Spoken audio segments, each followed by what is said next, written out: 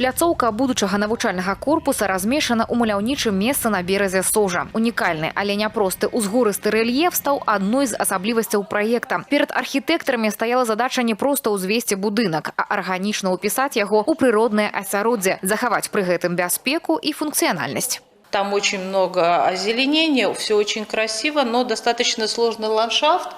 Чтобы сделать эту пристройку, нам пришлось вот в этом месте косогор его полностью убрать и построить подпорную стенку, потому что не представлялось возможным сделать хороший уклон, чтобы это было безопасно, чтобы было достаточно освещения в классах, поэтому нам пришлось немножечко облагородить эту территорию. Работы на аб'екце пачаліся зусім нядаўна, але тэмп узяты рэкордны. Штодня тут задзейнічаны дзясяткі чалавек і больш за 20 адзінак спецтэхнікі. Будаўнікі працуюць без выхадных. Зараз ідуць вываз грунту, монтаж падмуркавых блокаў і монолитное бетонование подпорной стенки.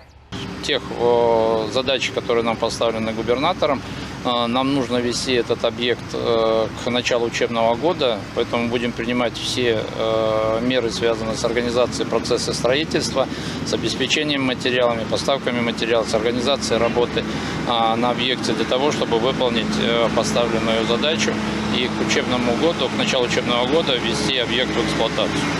Чонкі сёння адзін з самых дынамічна развіваючыхся населеных пунктаў у раёне. Штогод тут уводзяць да 5 шматкватэрных дамоў. Каб сацыяльная інфраструктура не адставала, тэрыторыю старога дзіцячага лагера паэтапна ператвараюць у адукацыйны гарадок. Тут ужо паспяхова працуюць 2 дзіцячыя садкі, пачатковая школа і школа мастацтваў. Новы будынак злучыць пераход з існуючым корпусам пачатковай школы. Будут на втором этаже располагаться многофункциональные кабинеты физико-математического и химико-биологического профиля. На первом этаже будут размещены кабинеты, специализированные по трудовому обучению. Будет в школе интерактивный пол, будет хороший спортивный зал с планируемым скалодромом.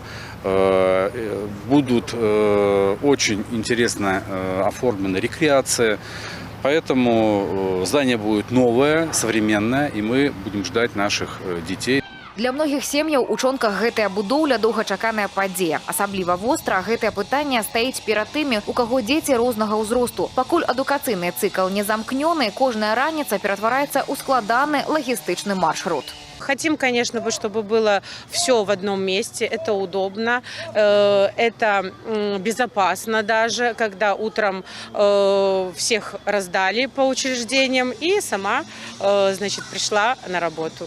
С пераездам школьнікаў у сучасны кампус стары будынак базавай школы ў цэнтры пасёлка не застанецца без справы. Аб'ект будзе перададзены сістэме сацыяльнай абароны. Тут плануюць адкрыць буйны філіял цэнтра абслугоўвання насельніцтва. В отделении у нас планируется работа в условиях полустационара для молодых инвалидов, а также мы планируем организовать работу для граждан пожилого возраста, которые будут ходить тоже, посещать клубы различные и кружки по интересам, ну и выполнять нашу национальную стратегию «Активное долголетие».